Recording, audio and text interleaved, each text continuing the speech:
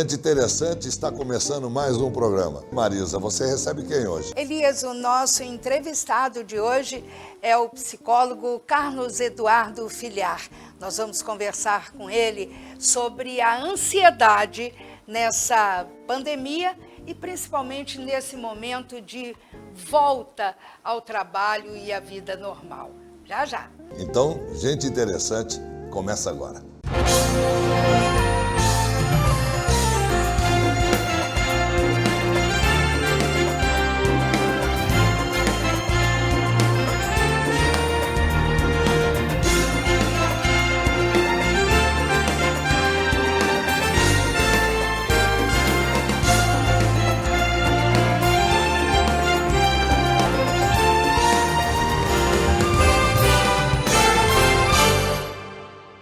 Nós estamos recebendo hoje, com muito prazer, mais uma vez, ele que é psicólogo e jornalista, Carlos Eduardo Filhar. Obrigada, Carlos. Nossa, eu fico muito feliz de você conseguir abrir a sua agenda e poder vir, responder um pouco esses nossos questionamentos, essas nossas ansiedades. Prazer estar aqui, Marisa. Obrigado novamente pelo convite. Vamos falar um pouquinho sobre esse transtorno aí de ansiedade, que é o que vem tumultuando muita gente, né? Que vem causando aí tantos transtornos, e a ansiedade é um deles, né? Agora vacinados que estamos, né? E vamos falar um pouquinho aí da ansiedade, então.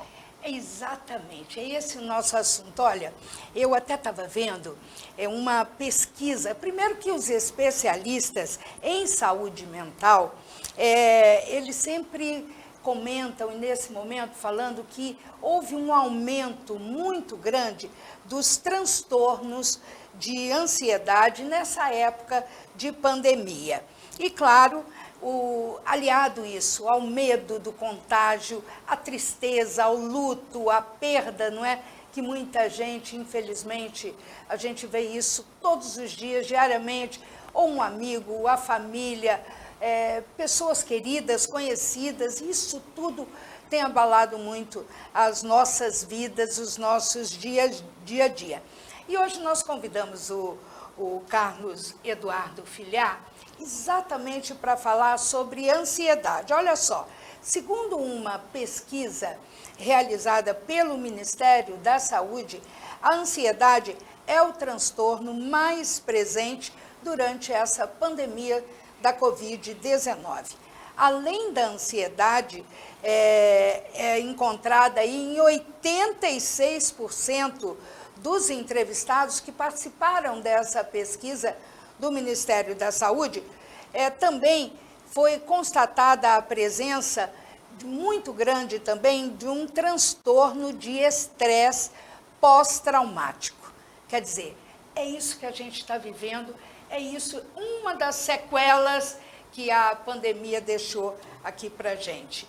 E eu já começo perguntando, você já veio aqui, Carlos, a gente já conversou, essa ansiedade, o que fazer, como controlar. Eu quero retomar um pouquinho isso e depois já ver com você essa questão. Agora nós estamos voltando. Primeiro foi a ansiedade pela vacina, pelo medo da doença, e agora já estamos, né, nessa ansiedade. E agora? E agora, José? Tem uma pesquisa, mais de 264 milhões de pessoas no mundo sofrem de ansiedade, de algum transtorno de ansiedade. Ou seja, a gente tem uma pesquisa também, 1 em cada 3 pessoas sofre do transtorno de ansiedade. Então, assim, a gente pode pensar um pouco, Marisa, acho que é importante definir uma ansiedade que a gente chama de ansiedade natural, né? Que a gente sente ansiedade. Ansiedade, alguns pacientes perguntam, eu não quero mais sentir ansiedade, mas não tem como. Ansiedade é um sentimento como outro qualquer. Então, assim, tem uma ansiedade pré-prova, eu sempre falo assim, a ansiedade de prova, né? Que todo mundo já sentiu. Uma ansiedade pré-viagem, estou ansioso, eu vou viajar. Então, nesse nível de ansiedade, ok. Essa ansiedade, alguns momentos, elas até nos salvam, assim, elas nos privam de algumas coisas, né? Então, a gente chama de ansiedade... Pode servir como um alerta, né, também, né? Isso, como um alerta. Então, a gente chama de uma ansiedade natural, vamos pensar. Agora, quando a gente fala de um transtorno, a gente está falando de algo que extrapola, que exagera. A gente está falando já de questões que já são extremas, né? Assim, sudorese, tem alguns sintomas que a gente fala, né? Sudorese, taquicardia, né? Arritmia. Tanto que alguns pacientes chegam com esse relato e procuram um cardiologista, porque a sensação mesmo é de uma parada cardíaca, né? De alguma coisa física. Mas, na verdade, são os sintomas da ansiedade. O que até pode provocar, não é, realmente um sintoma físico numa pessoa. A ansiedade é tanta, não é? Eu sei, eu falo isso de cadeira. Eu tive 2 infartos. Então, o meu ritmo de vida acabou me levando a isso. Aí você fuma muito, você se estressa muito, você se preocupa, se magoa, chora, enfim. Tudo isso realmente, sintomas físicos, podem levar a problemas mentais sérios, né? Sim, sintomas físicos também. A gente chama de somatização, né? Que o corpo somatiza. E aí ele vai extravasar no físico. Então, aquilo que o emocional não dá conta, ele vai ser revertido no físico, né? Assim, uma gastrite nervosa, uma enxaqueca tensional, ou até mesmo uma arritmia, pode ser ocasionado. A gente viu, no começo da pandemia, nós já estamos falando sobre isso, vivenciando sobre isso, assistindo sobre isso, quase 2 anos, né? 1 ano e meio fez em março, né? Aliás, então a gente está assim, uma coisa muito, muito presente no nosso dia a dia. Eu gostaria que você falasse um pouco sobre, se você ainda não fez, né, a pessoa que está assistindo aqui a gente, ainda não deu o seu jeito, porque eu, por exemplo, eu desliguei a televisão. Eu falei, eu só quero assistir assim, gente interessante, problemas, sabe, programas onde você se diverte, onde você até pensa, você questiona assuntos interessantes, mas nada aquela coisa muito, né, só luto, só desgraça, só coisa ruim. Isso ajuda, Carlos? Ajuda, Marisa. Bem lembrado da sua parte, eu costumo dizer que a gente precisa evitar, né? A gente evita aquilo que causa o estresse. Então, assim, quando é possível evitar, se a gente tem condições, a gente pode. Então, assim, evitar ficar assistindo muito jornal, muita notícia, porque isso pode ocasionar ainda mais a ansiedade. Porque a ansiedade, ela é um sentimento, ela é uma sensação de algo que vai acontecer. Então, se eu estou alimentando essa tensão, obviamente eu vou ter uma crise de ansiedade. Então, eu penso que é bem importante evitar ficar em lugares, né, que está causando estresse, evitar assistir muito jornal. Eu adoro jornal, né, mas eu preciso dar uma evitada, porque aquilo está causando uma ansiedade, está tumultuando. A gente teve foi, de certa forma, até obrigado um pouco a mudar, não é, essa nossa rotina.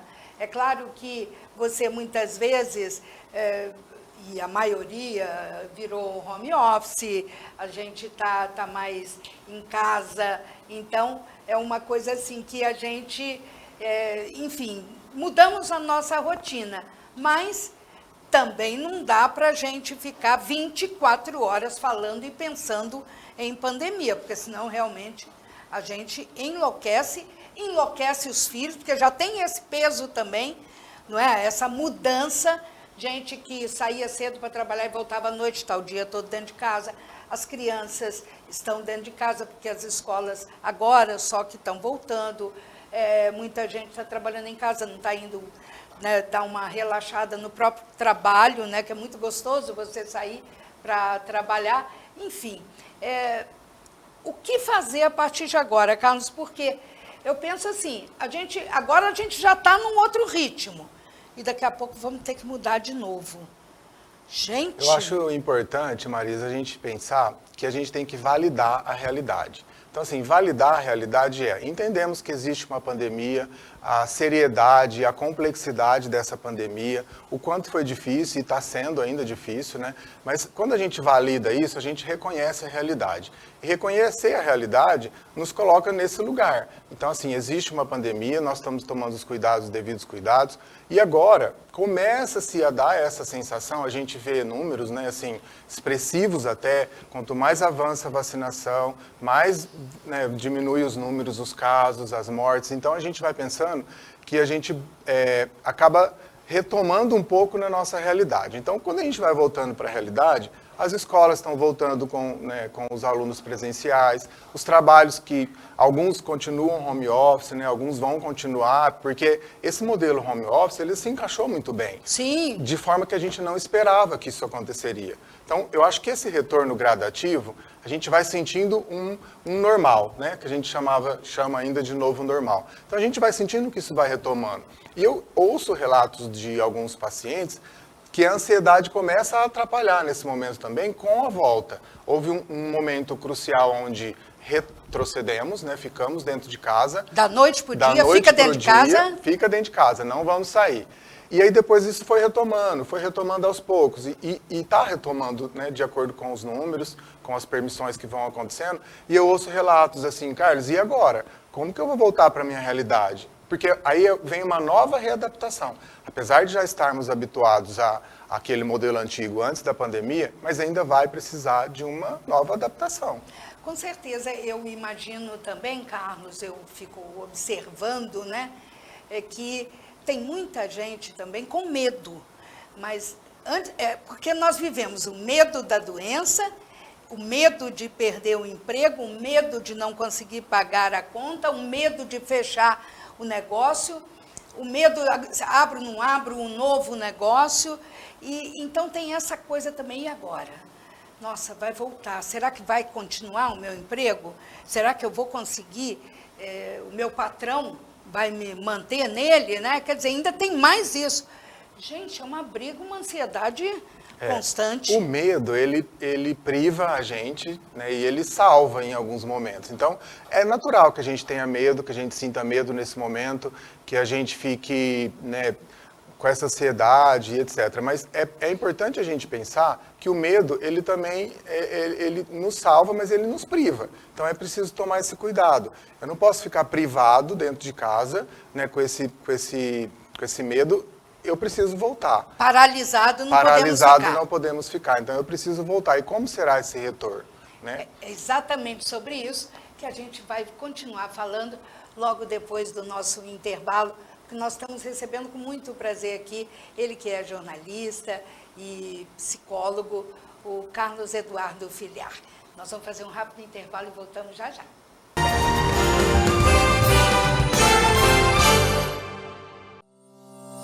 Desde 2004, mais de 1.600 dentistas do Brasil e do exterior se especializaram em bucomaxilofacial e implante na Unipós-Unorp.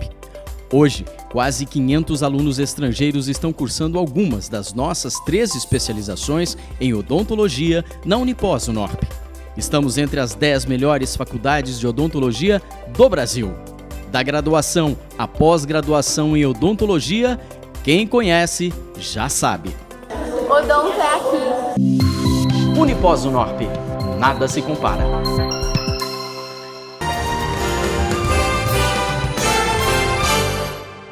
Estamos de volta com o programa Gente Interessante, hoje falando um pouco mais dessa ansiedade que vem tomando conta da nossa vida, do nosso dia a dia.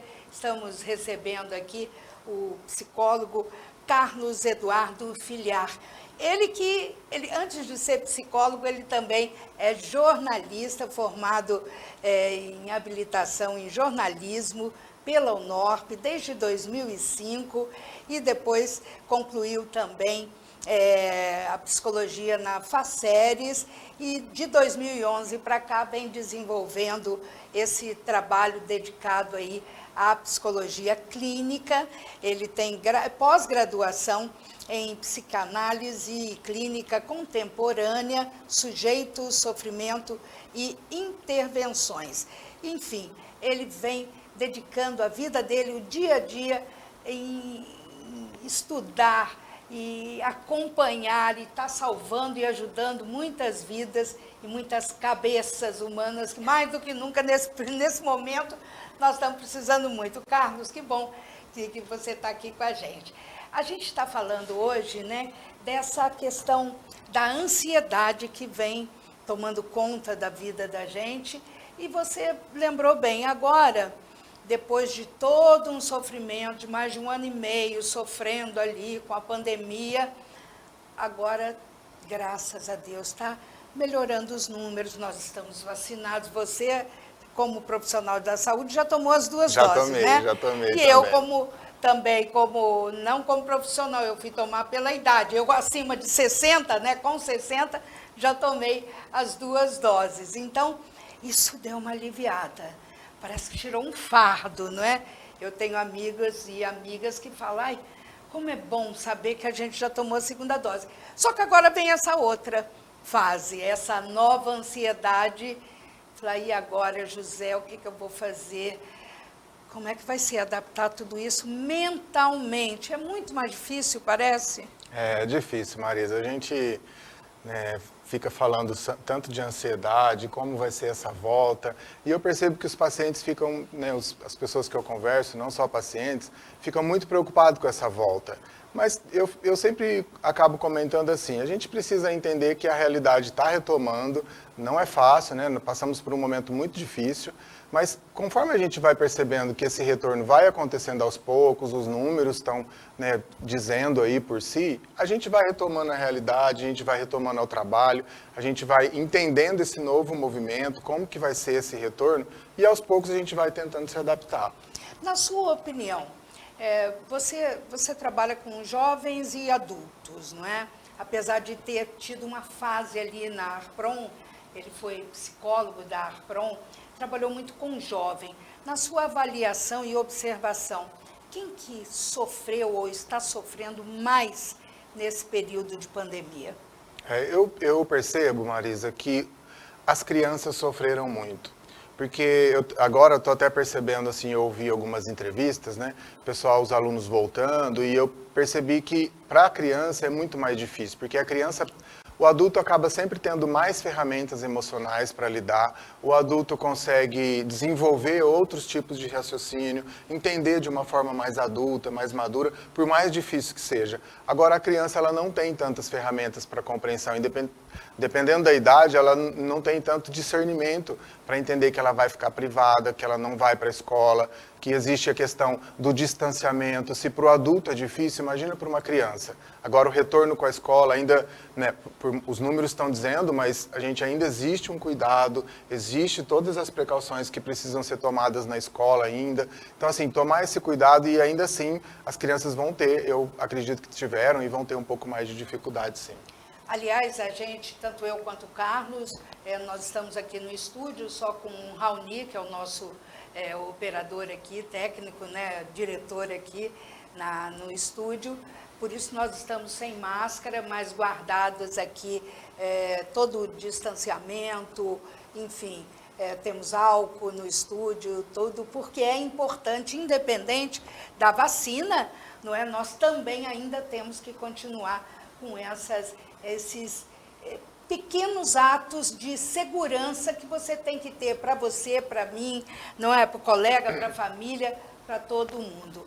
Ô Carlos, eu percebo que, por exemplo, o próprio Ministério da Saúde, né, e grandes especialistas, as universidades também, estão preocupadas com esses transtornos mentais que a pandemia causou no mundo todo.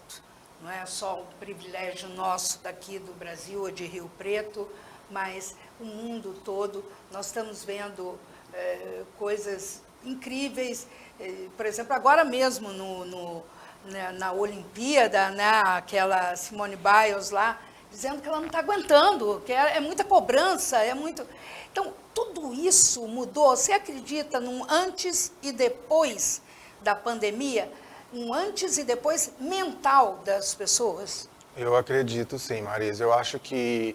Eu acredito que essa mudança, que essa pandemia vai ter muita mudança emocional, até na própria estrutura.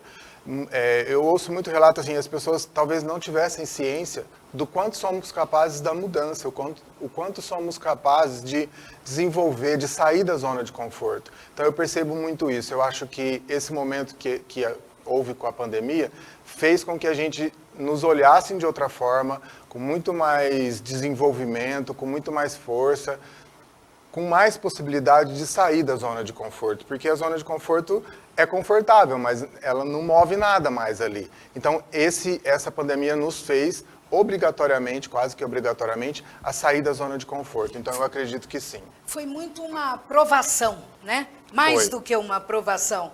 Ou você vai ou você vai, né? Ou você dança. Quase que fomos empurrados, né? Sim. E eu costumo dizer, Marisa, eu acho interessante essa sua colocação, porque quando eu falo de validar, né, a realidade, e quando falamos de uma possível volta, agora que é o que está acontecendo, eu costumo dizer assim, é importante validar e entender que nós também não somos máquinas. Que assim, a gente sente, a gente fica para baixo, a gente fica preocupado, ansioso, e que isso tudo tá tudo bem, é natural sentir isso, porque às vezes há um confronto entre não ficar mal, entre não sentir isso, e é possível, a gente pode sentir e aprender a lidar com a situação. Eu acho que esse é um ponto importante.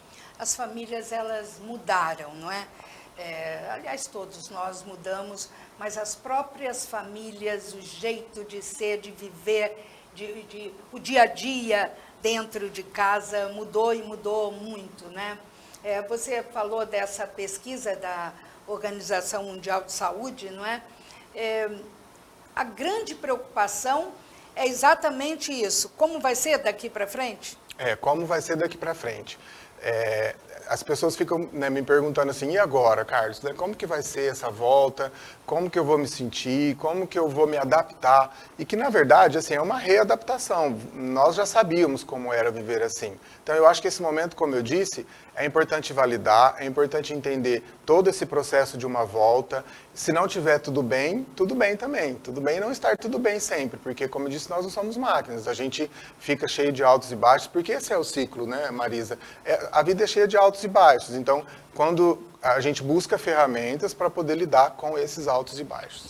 Eu estava vendo, né, na pesquisa do Ministério da Saúde, 86% dos entrevistados, né, o que é um número muito expressivo, estão enfrentando problemas de transtornos mentais. Então, realmente, mexeu com a cabeça de todo mundo. E foi o que você falou, mexeu com a cabeça do idoso, que mais do que nunca deve ter tido muito medo, né, de ver ali a morte perto, do filho de perder o pai, a mãe, os netos, as crianças, que deu tchau para o vovô, para a vovó, para o papai e não viu mais, achando que ele fosse voltar no final da tarde, e ele foi para o hospital, enfim. Então, eu quero crer, né, e preocupada, e sem muita ansiedade, que vocês, profissionais da área da saúde mental, devem se debruçar a partir de agora para ir buscar medicação, alguma coisa para diagnosticar isso rápido. E eu quero que você fale sobre isso aqui, o que fazer para a gente minimizar tudo isso. O que eu faço? O primeiro passo é entender, como eu disse, que é natural a gente sentir ansiedade, né? Uma ansiedade pré alguma coisa, já consequentemente já causa essa ansiedade, mas é uma ansiedade natural. Agora, quando a gente fala de uma ansiedade generalizada, que é uma ansiedade que foge desse controle, já falamos dos sintomas, né? Sudorese, taquicardíaca, enfim. Tem algumas ferramentas, Marisa, que a gente acaba citando. A primeira delas é a respiração, né? A respiração tem uma técnica que chama 4-7-8, que é uma técnica que a gente inspira contando até 4, prende contando até 7 e solta contando até 8. Fazendo esse movimento, a gente desprende um pouco da ansiedade no sentido de que eu não controlo, porque a ansiedade é uma sensação que a gente não controla, né? Assim como não tem como eu controlar os batimentos cardíacos, é involuntário. Então, quando é involuntário, a gente busca algumas ferramentas para que a gente possa se aproximar desse possível controle. A respiração é uma delas. Quando o paciente está em crise de ansiedade, tem algumas outras formas que a gente acaba citando, assim, desviar o foco sempre da ansiedade, porque a ansiedade, ela causa como se fosse um descontrole, como se não tivesse controle daquilo.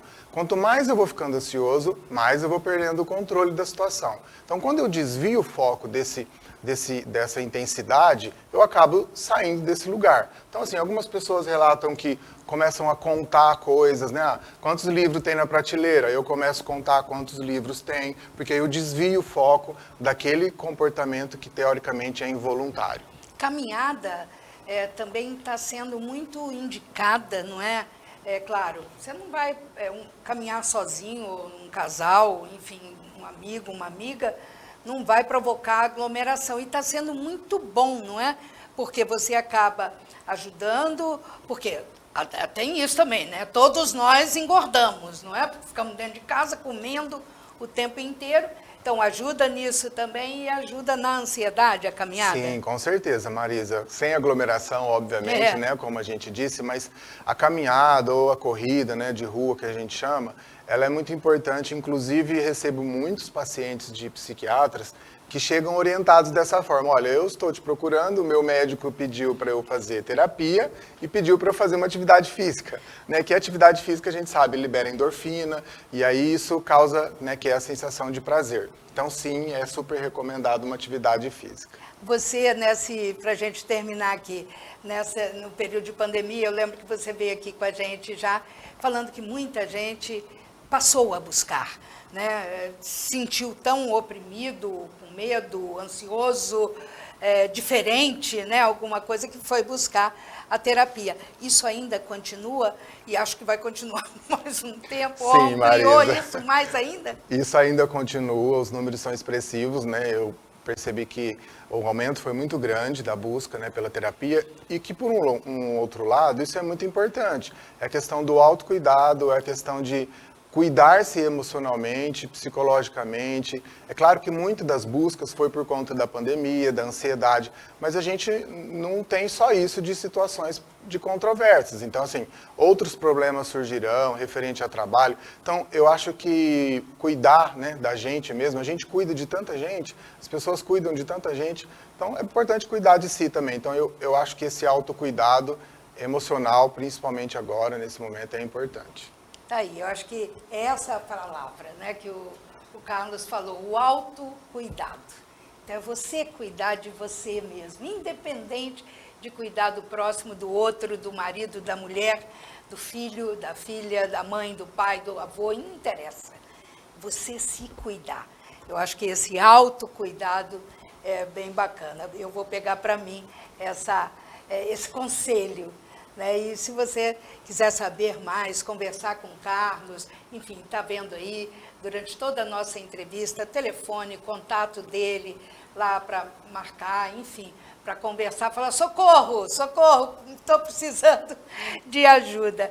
Quero te agradecer muito, mais uma vez, e trazendo essas orientações. Para mim, foi mais uma grande descoberta. Mais do que nunca, eu vou buscar meu autocuidado. Eu me imagino, eu que agradeço, Marisa, pelo convite novamente, eu fico à disposição, e eu acho que essa mensagem é que fica, né, assim, do autocuidado. Eu gosto muito das que antecede, né, autoestima, autocuidado, porque a gente precisa se cuidar, a gente se preocupa tanto em cuidar do colega, cuidar do amigo, ouvir as pessoas, né? A gente tem o hábito de sempre querer ajudar, querer estar próximo, querer acolher, só que a gente acaba esquecendo. Foi uma coisa muito boa também, foi, né? Na importantíssimo, pandemia, né? Tivemos aprendizados fantásticos, né? Aprendizados fantásticos, tivemos que intensificar, né, esse acolhimento com todo mundo, mas o autocuidado é importante também. Cuidem de todos, porém cuidem de si também. Que bom. Muito obrigada. Mais uma vez, um beijo no teu coração, sempre muito generoso. Obrigada, obrigado, Marisa. Viu? Obrigado. Bom, é isso aí, Elias. A gente fica por aqui, uma entrevista gostosa. Eu tenho certeza que contribuiu, ajudou, chacoalhou um pouquinho muita gente. Você que está sempre acompanhando aqui o Gente Interessante, nosso muito obrigada. E eu devolvo para você, Elias. Bom, Gente Interessante sempre trazendo as melhores entrevistas para você. E a gente quer deixar aqui no ar os contatos para você enviar suas perguntas, os casos que você gostaria de discutir, que entrevista que você gostaria que a gente trouxesse para você, tá? Você é, para nós, a pessoa mais importante que assiste o programa. Muito obrigado, até o próximo programa. Obrigado.